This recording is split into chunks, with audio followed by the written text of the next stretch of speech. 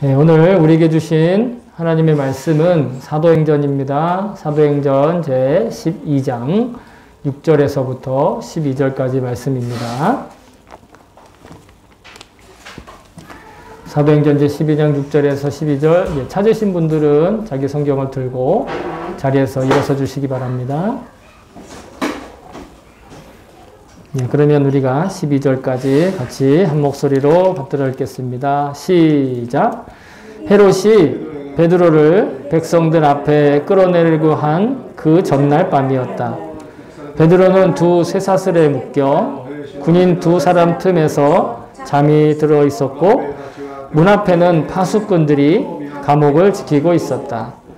그런데 갑자기 주님의 천사가 나타나고 감방에 빛이 환히 비치었다. 천사가 베드로의 옆구리를 쳐서 깨우고 말하기를 빨리 일어서라 하였다. 그러자 쇠사슬이 그의 두 손목에서 풀렸다.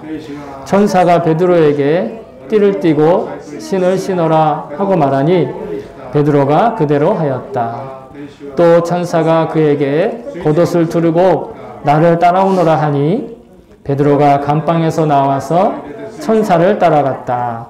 베드로는 천사가 하는 일이 참인 줄 모르고 자기가 환상을 보고 있는 것이라고 생각하였다. 그들이 첫째 초소와 둘째 초소를 지나서 시내로 통하는 철문에 이르니 문이 저절로 열렸다. 그래서 그들은 바깥으로 나와서 거리를 하나 지났다. 그때 갑자기 천사가 떠나갔다. 그때야 베드로가 정신이 나서 말하였다. 이제야 참으로 알겠다. 주님께서 주님의 천사를 보내셔서 헤롯의 손에서 그리고 유대 백성이 꾸민 모든 음모에서 나를 건져주셨다. 이런 사실을 깨닫고서 베드로는 마가라고도 하는 요한의 어머니 마리아의 집으로 갔다. 거기에는 많은 사람이 모여서 기도하고 있었다. 아멘. 주님의 말씀입니다. 모두 자리에 앉아주시기 바랍니다. 제가 설교를 위해서 잠깐 기도하겠습니다. 참 좋으신 하나님 아버지 감사합니다. 하나님 언제나 우리에게 귀한 말씀을 맡겨주시고 저에게 이 귀한 말씀을 전할 수 있는 이 시간 허락하여 주심을 감사합니다. 말하는 사람이나 듣는 사람이나 모두가 다 하나님의 말씀을 말하고 듣게 하셔서 하나님께서 주시는 각 사람에게 주시는 은혜와 감동이 오늘도 분명하게 뚜렷하고 또렷하게 나타날 수 있기를 원합니다. 주님 역사하시고 이 시간 성령님께서 우리 한 사람 한 사람 만져주시옵소서. 그리고 유튜브로도 함께 동참하는 이들에게도 동일한 역사 주님 허락하여 주시옵시고 언젠가 마음 편하게 아무런 걱정 없이 이 자리에 나와서 다시 함께 말씀을 나누고 들을 그 날을 기대하고 소망하는 마음으로 이 시간 귀한 마음으로 함께 동참할 수 있게 하여 주시옵소서. 이곳에 계시는 성령님 감사드리며 모든 말씀 우리 주 예수 그리스도 이름으로 기도합니다. 아멘. 할렐루야. 감사합니다. 예, 오늘 중보 기도의 능력이라고 하는 제목으로 함께 은혜를 나누도록 하겠습니다. 지난 주일날 우리가 함께 말씀을 나눌 때 주된 내용이 바로 헤롯이 유대인들에게 자신의 입지와 또 인정을 받기 위해서 그리스도인들인 사람들을 박해를 하고 그 중에 지도자 중에 한 명이었던 야고보를 칼로 죽입니다. 그리고 나서 유대인들이 굉장히 환호하는 것을 보고 기뻐하는 것을 보고 베드로도 마찬가지로 죽이기 위해서 베드로를 붙잡아 일단 감옥에 넣어놨습니다. 그리고 바로 이제 그 다음 날 바로 죽이기로 하고 한 그 전날에 있었던 일이죠. 그런데 베드로는 이 감옥에 갇혀 있는 것이 우리 같으면 굉장히 두렵고 떨리고 그럴 텐데 베드로가 이 감옥에 있는 모습이 참 상식적으로는 좀 받아들이기 힘든, 납득하기 힘든 모습이 있습니다. 전혀 두려워하지 않고 오히려 굉장히 편안하게 잠까지 자고 있었다라는 것이죠. 오늘 본문의 6절을 이렇게 시작을 하고 있죠. 헤롯이 베드로를 백성 앞에 끌어내기로 한 그 전날 밤이었다. 죽기 전날 밤입니다. 베드로는 두 쇠사슬에 묶여서 두 사람 틈에서 어떻게 한다? 잠들어 있었다. 참 여기에 잠들어 있었고라는 짧은 표현이지만 지금 잠이 옵니까? 네? 잠이 와요? 과연 평범한 사람이라면 지금 베드로와 같은 형편에 잠이 오겠습니까? 당장 내가 내일 사형집행을 받는다. 보통 감옥에 갇혀있는 사형수들은 자기가 언제 사형을 집행을 당할지 모르지요. 그런데도 늘 불안하게 살아가는데 당장 내일 그냥 죽는 것도 아니고 사람들 앞에서 정말 예수님처럼 수치를 당하고 죽어야 된다. 그것도 그냥 헤롯이 자기의 욕심을 채우기 위해서 자기의 어떤 정치적인, 그죠? 정치적으로 이용당하는 거죠. 그 죽음마저도. 그런 상황이라면 정말 그 상황 자체가 납득하기 어려울 거예요. 받아들이기 힘들겠죠. 그렇지 않겠습니까? 먼저는 죽음에 대한 두려움 때문에 떨지 않겠어요? 게다가 그 죽음의 두려움이 지나면 내가 왜 이런 형편에 있어야 되는가? 왜 하나님 나한테 이렇게 대하시는가? 따지지 않겠습니까? 억울하지 않겠습니까? 보통 저 같아도 아마 그런 상황에 그러지 않을 거라고 하는 보장이 없겠죠. 여러분들도 아마 쉽게 나도 베드로처럼 그렇게 할 수 있습니다 라고 대답할 사람이 많지 않을 겁니다. 물론 하나님께서, 베드로는 그래도 믿음이 강한 사람이 하나님께서 어떻게 해주시겠지 이런 마음으로 잠을 잤다 이렇게 생각할 수 있을지 모르지만 그런 것도 아니에요. 이미 베드로는 자기가 죽을 것이라는 것을 너무 당연하게 생각하고 있었다라는 겁니다. 하나님이 날 살려주시겠지 이런 막연한 기대도 아니고 아니면 어떻게든 되겠지 잠이나 자자 자포자기하는 그런 모습도 아니었다라는 거예요. 오히려 그가 죽는 것조차도 그의 수치를 당하는 것조차도 자기의 소명과 사명의 일부라고 그 죽는 것이 곧 자기의 사명이다라는 분명한 시선이 있었다라는 거예요. 그것이 바로 주님을 바라보는 시선이었던 것이지요. 하나님께서 허락하신 상황과 여건이라면 그것이 죽음이라 할지라도 그것이 고통이라 할지라도 그것이 수치스러움이라 할지라도 그 소명과 사명에 합당한 것이라는 믿음이 있었는데 그 믿음은 어디에서 올까요? 주님을 바라보았기 때문에 그래요. 그는 예수님의 부활하신 것도 보았고 부활하신 예수님을 만났고 부활하신 예수님이 하늘에 올라가신 그것을 너무도 분명하게 체험했죠. 베드로가 이런 태도를 가질 수 있었던 이유에 대해서 사도행전 5장에 미리 한번 그 이유를 알릴 수 있는 구절들이 있습니다. 자, 베드로와 사도들은 이미 한번 헤롯은 아니지만 그 유대 관원들에 의해서 잡혔죠. 그래서 옥에 갇힌 적이 있었습니다. 사도행전 5장 18절에 보시면 이렇게 기록되어 있습니다. 사도들을 잡아다 옥에 가두었다. 자, 누가 그랬냐면 이때는 헤롯이 아니라 유대 관원들, 유대인 산헤드린 공회라고 하는 최고 법정에 있는 사람들이 일단 베드로와 사도들을 잡아 가뒀죠. 복음을 전하고 있는 것을. 그리고 나서 그날 밤에도 사실은요 천사가 와서 천사들이 와서가 아니고 천사가 와서 그 사도들을 감옥에서 끌어내 주었습니다. 그리고 그 다음날 아침에 성전에 나가서 전도하도록 그 구절이 나옵니다. 5장 18절 이하에 보시면. 그래서 혹시 베드로가 오늘도 천사가 와서 나를 구해주겠지? 이런 기대를 하고 있었을까요?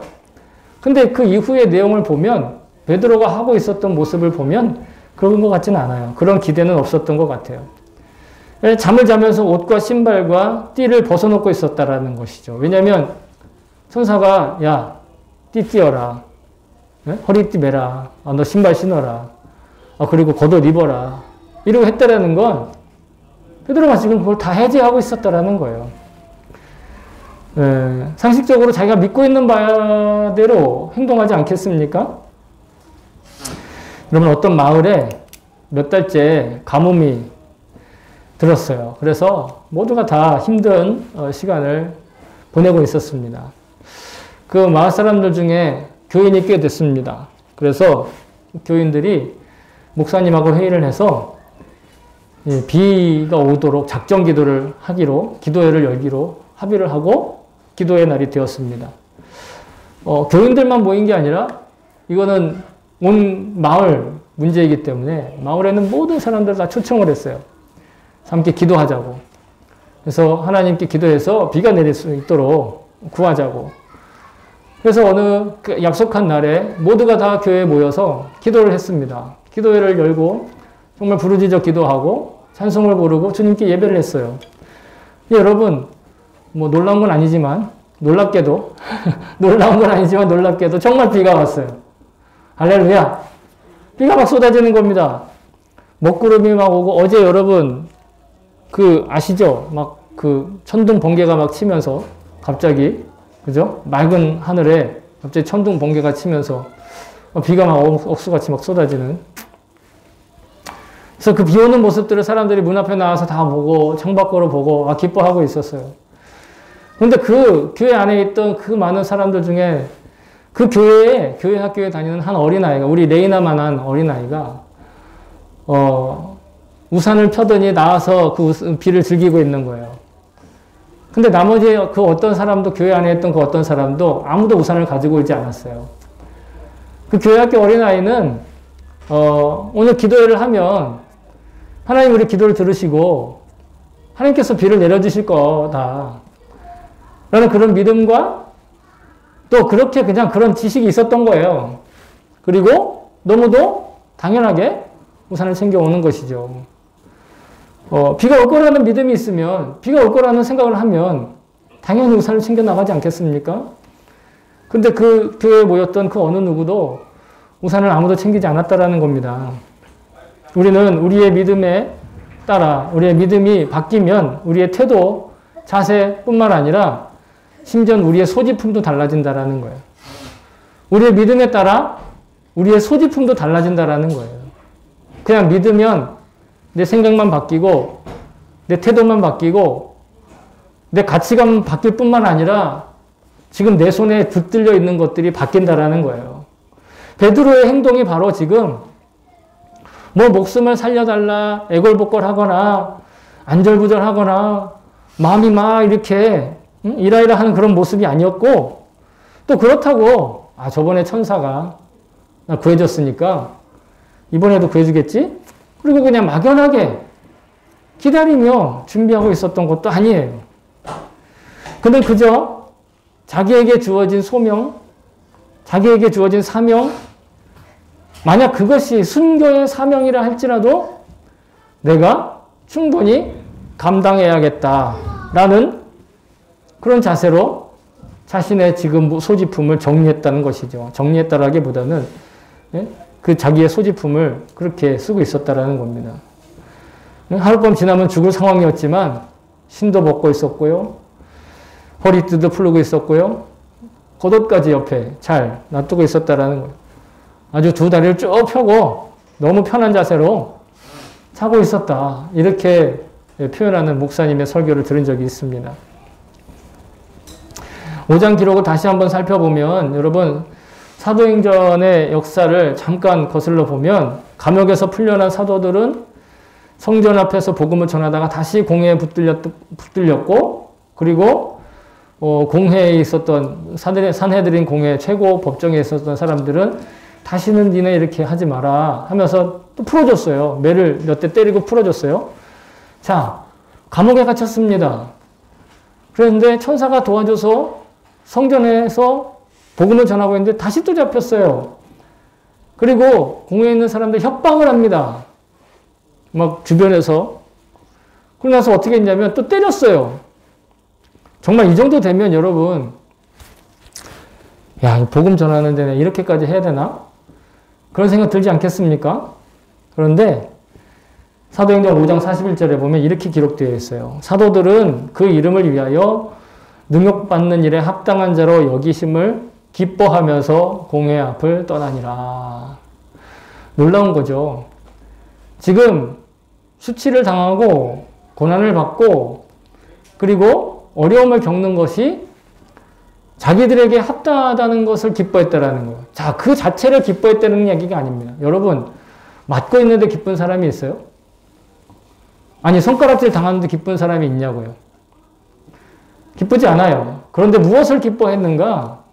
아, 내가 복음 때문에 이런 어려움도 처하는구나. 아, 내가 복음을 전하기 위해서 내가 부끄러움도 당할 수 있게 되었구나. 여러분, 오해하지 말 것은 죽는 것이 기쁘거나 매 맞는 게 기쁘거나 부끄러움 당하는 게 기쁜 게 아니라는 거예요. 그게 기쁜 것이 아니라 거기에 합당할 만큼 내가 이것을 견딜 수 있음에 기쁘다라는 것이죠. 우리가 오해하지 말아야 됩니다.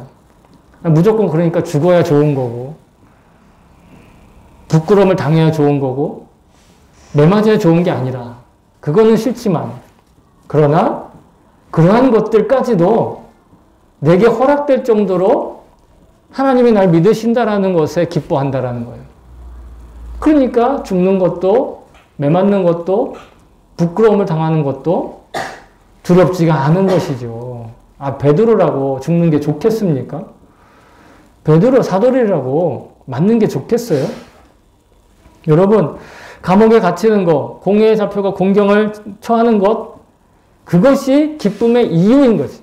그 자체가 기쁜 것이 아니라 그렇게 자기들에게 주어진 것이 기쁘다라는 거예요. 그러니까 베드로가 유대인들에게 의해서 옥에 갇혔던 경험뿐만 아니라 오늘 헤롯에 의해서 감옥에 갇히게 되었을 때 두 팔에 이 사슬이 매여 있고 또 양옆에 군인들이 지키고 있는 그런 황당한 엄중한 상황에서도 그래 잠이 오는 거예요.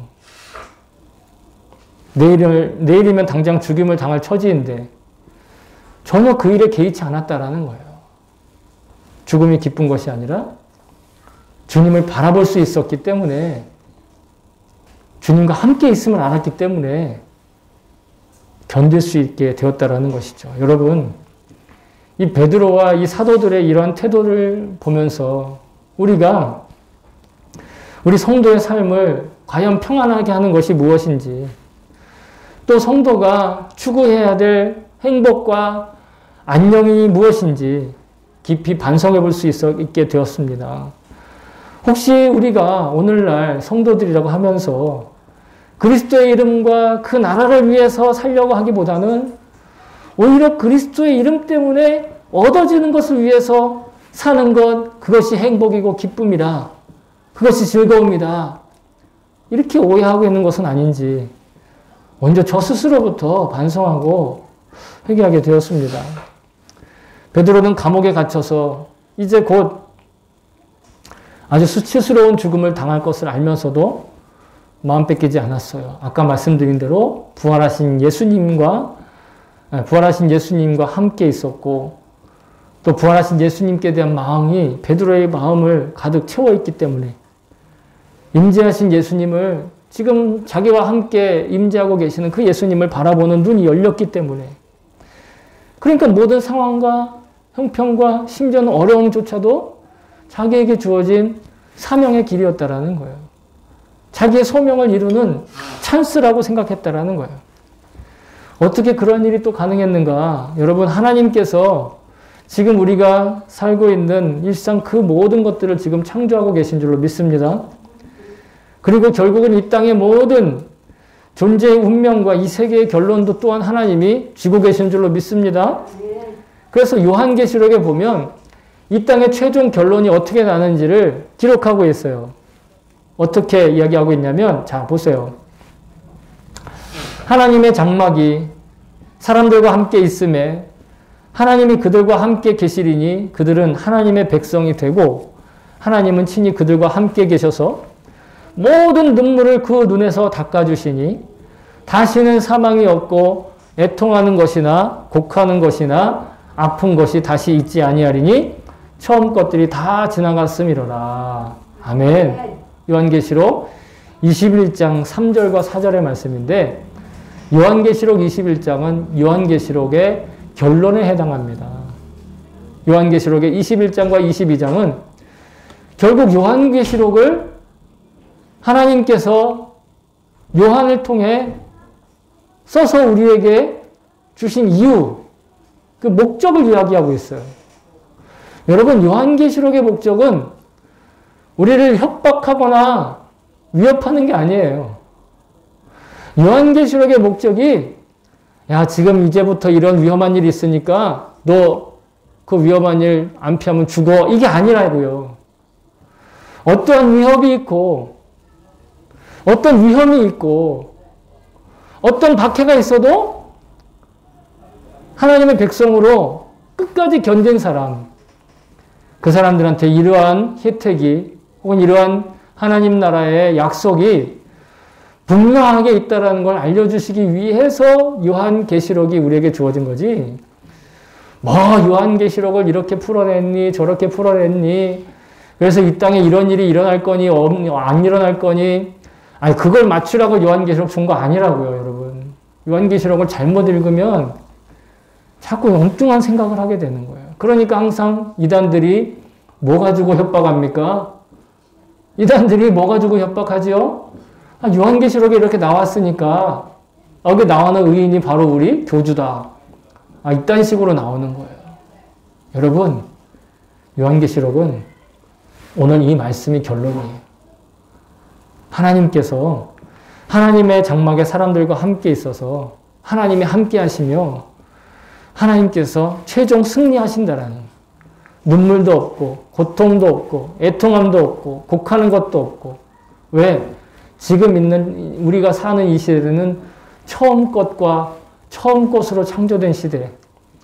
이 시대가 다 지나고 고난이 다 지나고 박해가 다 지나면 반드시 하나님 나라가 완성된다라는 거예요. 베드로는 주님을 바라보면서 하나님의 그 약속을 분명하게 기억하고 있었다라는 거예요. 그러니까 죽는 날을 앞두고도 잠이 오는 거예요. 죽는 날 앞두고도 잠이 오죠. 그러니까. 왜? 이렇게 죽으나, 저렇게 고생을 하나, 부끄러움을 당하나, 하나님이 이렇게 해주신다는데, 이게 믿어지는데, 교회 학교 어린이가 기도하면, 비 온다고 했던 목사님 믿어져서, 비 오게 기도해야 하는 자리에, 우산 가지고 가는 거, 당연한 거 아닙니까? 우산 챙기시기 바랍니다. 우리의 존재를 창조하시고 우리의 삶을 창조하시고 아직도 우리의 일상 그 모든 것들을 하나님의 그 계획에 맞춰서 매일매일 하루에 하루만큼씩 우리에게 맡겨주시는 그 주님을 바라볼 때에만 여러분 우리는 진정한 평안과 행복을 얻을 수 있는 겁니다. 우리에게 있어서 행복은 지금 내가 뭘 잘해가지고 이게 좋아지는 거. 우리에게 평안은 내가 뭔가 열심히 했기 때문에 주어지는 보상이 지금 당장 눈앞에 보여지는 거. 이거는 우리에게 행복이 아니고 우리에게 평안이 아니에요. 왜? 그것도 언젠간 다 사라진다고요. 근데 요한계시록에 하나님의 말씀에 분명히 우리에게 그 나라와 그 영생을 주셨는데 그 나라와 그 영생의 소망이 여러분 우리에게 진짜 행복인 줄로 믿습니다. 담대함인 줄로 믿습니다. 그래서 이러한 마음을 가지고 있는 사람 정말로 진짜 안심하며 언제나 베드로처럼 어디서나 두 다리 쭉 펴고 잠잘 수 있는 그런 담대함이 생기는 것인 줄로 믿습니다. 저와 여러분에게도 이 베드로와 같은 마음으로 살면서 이 담대함과 넉넉함과 그리고 삶에 대한 여유와 행복이 여러분 온전히 임하시기를 주의 이름으로 축복합니다. 자, 그리고 두 번째, 베드로가 그렇게 잠자고 있었어요. 그런데 갑자기 천사가 나타났습니다. 어떻게 어디서 왔는지 얘기도 없어요. 그냥 갑자기 천사가 나타났어요. 빛 가운데 나타나서 베드로를 깨웠어요. 그리고 베드로를 구원해서 감옥에서 끄집어내어 거리로 인도하고 있습니다. 베드로를 감옥에서 구원한 건 여러분 다른 누가 아니라 천사였습니다. 그 천사가 누구였는지는 말하지 않고 있지만, 그리고 여기에서만 천사가 나오는 게 아니고 성경에는 천사가 여러 가지 활동들을 하고 여러 가지 모습으로 나타나요. 제가 성경 프로그램으로 검색을 해보면 천사라는 단어를 치잖아요. 그럼 성경에 201번 나옵니다. 개역 성경 기준으로. 근데 천사를 뜻하는 뭐 주의 사자 이런 걸로 치면 더 많이 나오겠죠. 그러니까 성경 안에 천사들의 활동이 아주 활발해요. 그런데 천사의 정체성에 관하여 분명하게 이야기하고 있는 구절이 히브리서 1장에 나옵니다. 히브리서 1장 14절에 보면 이렇게 얘기하고 있어요. 모든 천사는 섬기는 영으로서 구원받을 상속자들을 위하여 섬기라고 보내심이 아니냐. 자, 섬기라고 보내심이 아니냐라고 반문한다는 건 아주 응당 그렇다는 거예요. 그러니까 천사들의 정체성은 하나님이 보내시는데, 하나님이 쓰시는데 구원받은 사람들을 돕기 위하여. 왜냐하면 우리는, 사람은 천사보다는 조금 못하게 창조되었어요. 천사보다는 좀 능력이 좀 없어요. 그래서 뭐랄까요? 우리가 해야 하는 사역들 중에서 우리의 능력으로 할 수 없는 것들을 천사가 와서 돕는 거예요. 마치 오늘 성경에 베드로가 혼자서는 쇠사슬을 풀을 수가 없잖아요. 그죠? 그 밤에 거길 탈출할 수가 없잖아요. 왜 그걸 탈출해야 되는지도 모르고. 천사가 가서 그를 도와준 거예요. 모든 천사의 정체성은요, 섬기는 영이에요. 섬기는 거예요. 섬기는 역할이에요. 천사는 숭배를 받을 존재도 아니고, 천사는 어떤 사람들이 막 이렇게 좋아하고 막 그런 존재가 아니라는 거예요. 그냥 섬기는 영. 하나님의 백성을 섬기기 위하여 누가? 하나님께서 보내신다. 여러분, 이걸 제가 자꾸 강조하는 이유가 뭐냐면, 어떤 교묘한 이단들이 이 구절을 잘못 해석해서 믿으면 자기들이 기도하면서 천사를 부릴 수 있다. 이딴 식으로 가르쳐요. 거짓말입니다. 그건 분명한 거짓말이에요. 왜냐하면 우리가 천사를 부리는 것이 아니라 하나님께서 우리를 위하여 천사를 우리에게 보내셔요. 그러면 천사는 그냥 우리를 돕는 것 뿐이에요. 네. 그러니까 우리에게는 모두가 다 지금 천사가 한 명씩 다 있다라는 거예요. 보호해 주시는 천사가.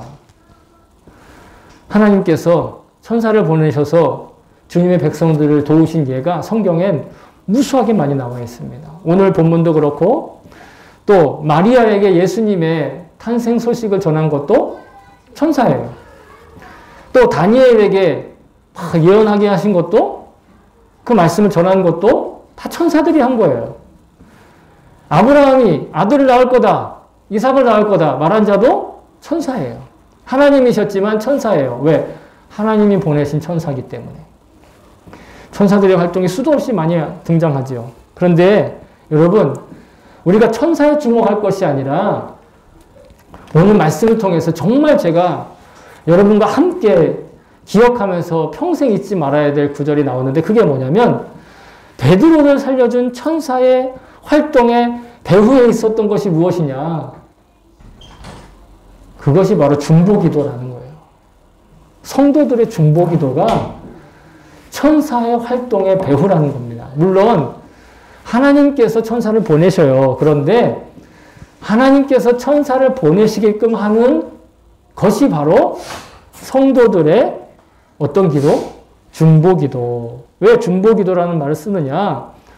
자, 오늘 베드로가 주님, 내가 지금 갇혀 있는데 천사를 보내주세요 라고 기도하지 않았고, 오늘 본문에 12장 5절, 그러니까 오늘은 6절부터 읽었는데 12장 5절을 잠깐 보시면 거기에 이렇게 기록하고 있어요. 뭐라고? 교회는 그를 위하여 하나님께 간절히 기도하였다. 그리고 오늘 우리가 읽은 본문의 마지막 절인 12절도 마가라는 사람의 집에서 사람들이 모여서, 많은 사람들이 모여서 어떻게 했다? 기도하고 있었다라는 거예요. 사람들이 누구를 위해? 베드로를 위해 기도하는 거예요. 다시 말하면 자기가 자기 자신을 위해서 기도한 것이 아니라 자기가 다른 사람을 위해서 기도하는 거예요. 자신의 소망과 바람이 아니라 타인을 위해 대신 마치 중계하듯이 기도하는 거예요. 본문의 7절부터 10절까지는 천사가 베드로를 구출하는 과정이 기록되어 있죠. 11절에 보시면 베드로가 제정신을 차렸어요. 그리고 자기에게 지금 일어난 일에 상황 파악을 하는 거예요. 그리고 나서 12절에는 그가 행동에 옮기죠. 마가라고 하는 요한의 어머니인 마리아 집에서 사람들이 기도하고 있다. 그곳에 찾아가죠. 베드로가 지금 자기가 찾아가야 될 곳을 하필이면 마가라고 하는 요한의 어머니 마리아의 집으로 결정한 이유가 있어요. 천사의 도움을 받고 나와보니 자기가 지금 성도들의 기도 때문에 나왔다라는 걸 깨우친 것 같아요. 제 느낌엔. 왜냐하면 다른 곳으로 갈 수도 있잖아요. 그리고 우리가 다음 주에 살펴보겠지만 베드로가 마가의 집에 갔다가 곧바로 다른 곳으로 떠납니다.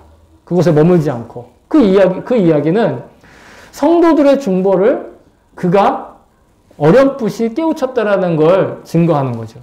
저는 그렇게 보고 있습니다. 어쨌든 놀랍게도 사도행전 1장에서 예수님의 부활을 경험한 성도들 120명이 모여서 기도한 곳이 바로 소위 마가의 다락방이라고 하는 마가의 어머니 마리아의 집이었어요. 그러니까 베드로는 지금 천사의 도우심으로 자기가 나온 건 성도들의 기도 때문이다 라는 것을 알고 지금 기도할 법한 곳을 찾아간 곳이 바로 어디라? 마가의 어머니 마리아의 집. 마가의 집이죠.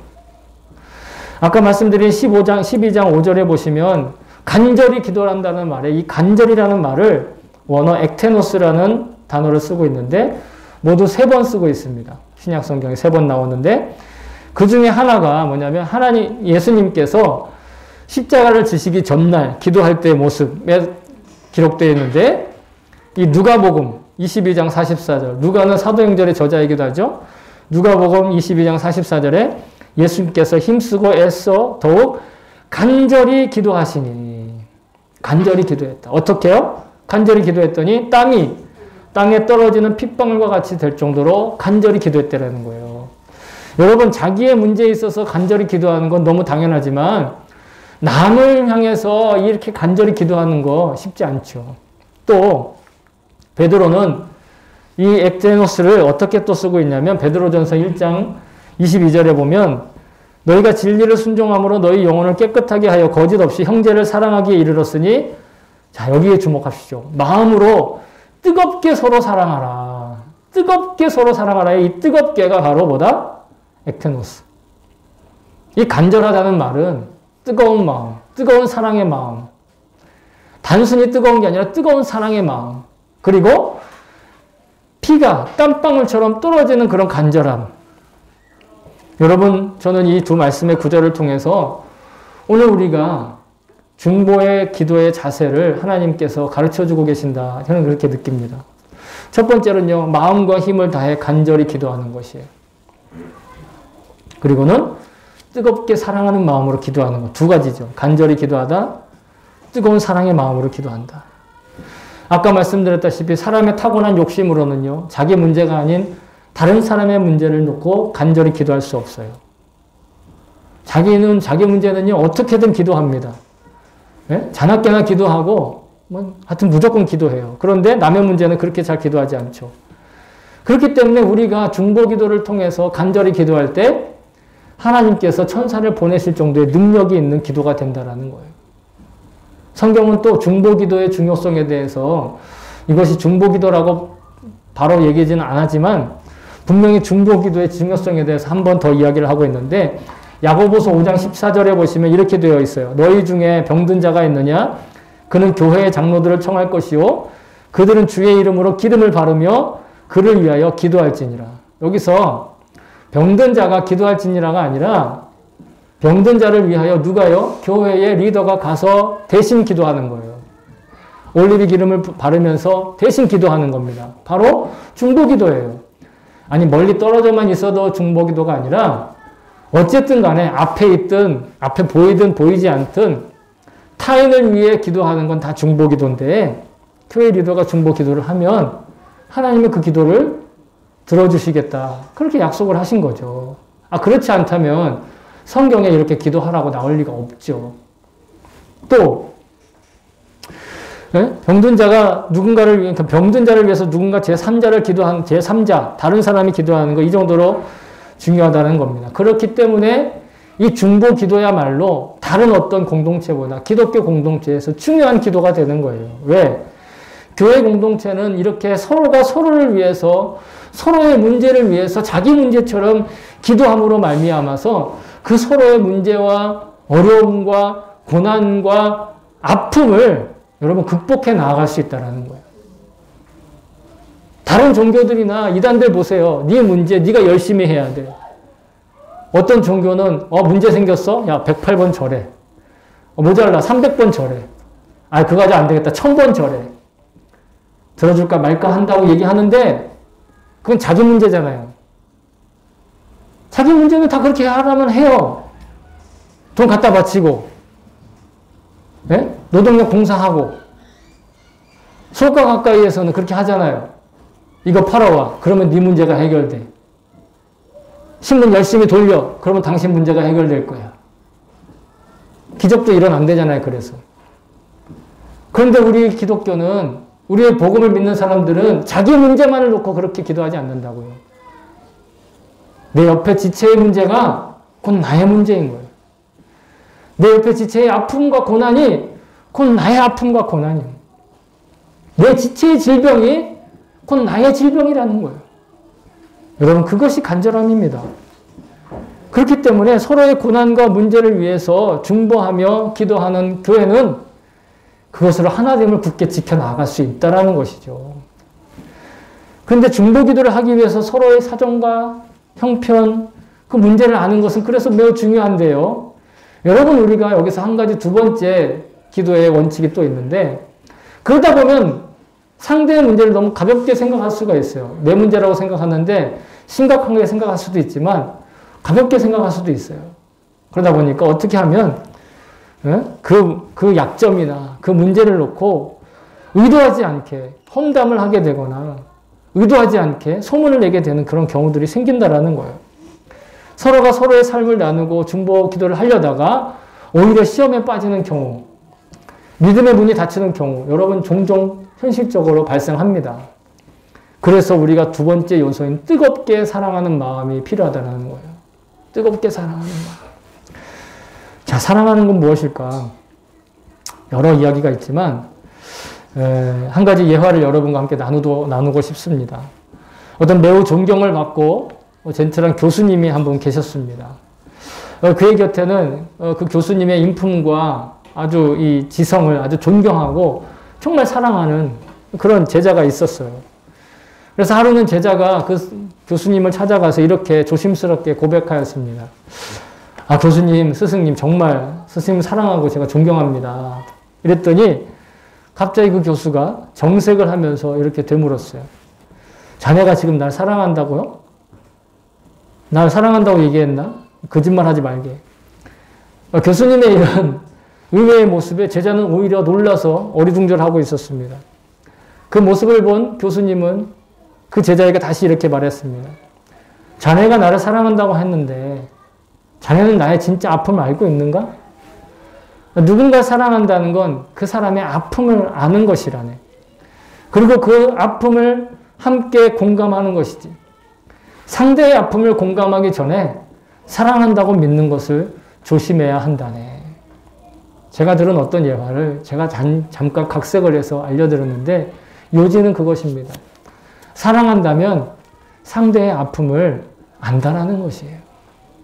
사랑한다라는 건 상대의 좋은 점, 잘 되는 점, 장점을 칭찬하는 것이 아니라 상대의 그 아픔을 자기의 아픔으로 공감하는 것이라는 거죠.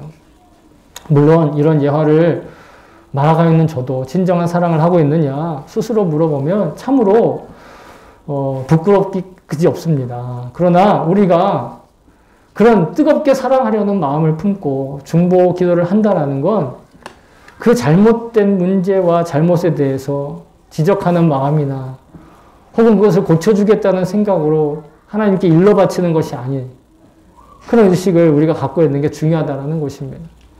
누군가를 위해서 중보기도 할 때는 그가 겪고 있는 그 문제와 그 곤경, 그 아픔, 그 상처를 자신의 것으로 여기고 공감하려는 마음을 품어야 한다라는 것이죠.